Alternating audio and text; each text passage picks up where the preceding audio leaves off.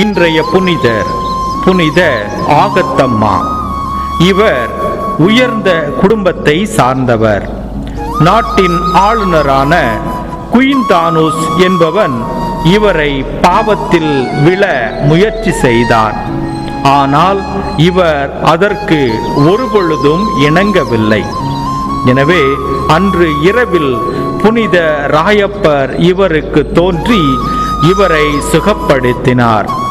கூரிய கற்களையும் எரியும் நிலக்கரியையும் தரையில் பரப்பி ஆகத்தம்மாவை அவற்றின் மீது உருட்ட செய்தான். இறுதியாக இவர் சிறைக்கு அழைத்து செல்லப்பட்டு அங்கு ஜெபித்துக் கொண்டிருக்கின்ற பொழுது இவரது உயிர் தன்னுடைய உடலை விட்டு பிரிந்தது.